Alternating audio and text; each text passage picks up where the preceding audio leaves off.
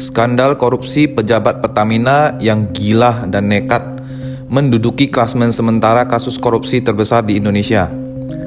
Kasus korupsi minyak mentah yang merugikan negara yang disinyalir hampir 200 triliun rupiah. Dan mungkin lebih dari itu, dilakukan tidak lain oleh pejabat Pertamina itu sendiri.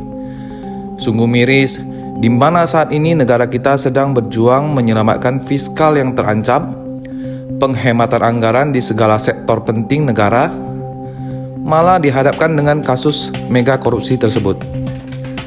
Kasus ini tercium dan dibongkar oleh Kejaksaan Agung, di mana praktik impor minyak mentah dari broker dengan harga jauh lebih tinggi daripada harga minyak mentah dalam negeri.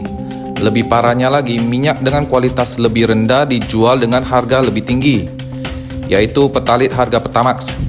Ini merugikan negara dan rakyat. Rabu tanggal 26 Februari 2025, Kejaksaan Agung menetapkan sementara 9 tersangka, terdiri dari pejabat tinggi Pertamina dan pengusaha swasta.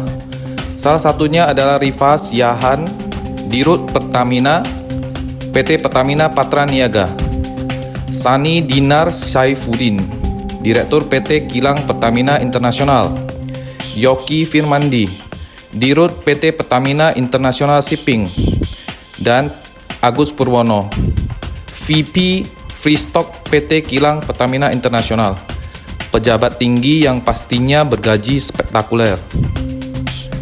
Sementara itu, dari pihak swasta ada Muhammad Keri Andrianto Rija, owner dari PT Navigator Katulistiwa, yang diduga menerima keuntungan yang paling besar atau sangat besar dari kejadian ini. Dimas Wersapati, komisaris PT yang sama; Gading Ramadan Joida, PT Jenggala Maritim, juga sebagai Dirut PT Orbit Terminal Merak. Mohon dikoreksi jika ada penyebutan nama yang salah. Terus ada satu nama yang tidak asing lagi, yaitu di dunia perminyakan, yaitu Muhammad Riza Khalid. Rumahnya digeledah dan disegel oleh Kejaksaan Agung. Beliau adalah ayah dari Muhammad Keri Andrianto Rija. Para pejabat ini dengan sengaja menolak pembelian minyak mentah dalam negeri dan menggantinya dengan impor minyak mentah luar melalui broker yang disebutkan di atas. Sejauh ini sudah dilakukan pemeriksaan sebanyak 96 orang saksi serta menyita hampir 1.000 dokumen sebagai barang bukti. Kejaksaan Agung menyatakan kasus korupsi minyak mentah di Pertamina telah merugikan negara hingga 193,7 triliun rupiah. Kerugian berasal dari beberapa komponen utama, termasuk ekspor minyak mentah dalam negeri yang tidak sesuai kebijakan pemanfaatan energi nasional. Dalam skema ini, minyak mentah dari kontraktor kontrak kerjasama atau KKKS yang seharusnya diproses di dalam negeri malah dijual ke luar negeri dengan harga yang sangat rendah.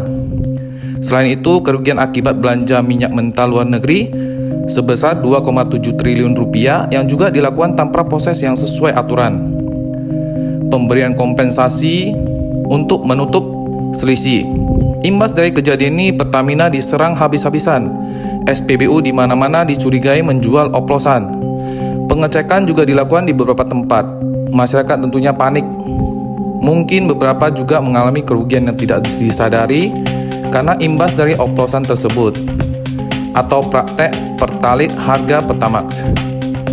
Contoh mudahnya, pemilik kendaraan tersebut yang dimana kendaraan mereka diwajibkan minum Pertamax atau RON 92 minimal RON 92 ternyata selama ini diisi pertalit, maka akan menyebabkan kerusakan di filter bahan bakar yang biasanya jarang disadari atau bahkan bisa juga merembet ke ruang pembakaran mesin. Uji standar BBM pun dilakukan oleh Dirjen Migas melalui Balai Besar Pengujian Minyak dan Gas atau LEMIGAS untuk memastikan seluruh BBM jenis bensin yang beredar saat ini sesuai dengan standar spesifikasi yang ditentukan pemerintah. Pengujian dilakukan di beberapa tempat baik di TBBM atau SPBU wilayah Jakarta dan sekitarnya. Bagaimana dengan wilayah luar Jakarta atau bahkan di luar Jawa? Semoga segera dilakukan pemeriksaan menyeluruh. Sebagai konsumen BBM yang sudah menganggap BBM sebagai air minum sehari-hari, kita berharap kejadian ini tidak akan terulang kembali. Tapi setelah mendengar wawancara menghadirkan Pak Ahok, mantan Komisaris Utama Pertamina di beberapa podcast mainstream, kita berharap Kejaksaan Agung benar-benar mengupas tuntas sampai akar-akar kasus ini. Tidak berhenti di 9 nama di atas. Bersihkan anak BUMN ini karena Pertamina menguasai hajat hidup orang banyak. Stay safe dan selalu waspada, teman.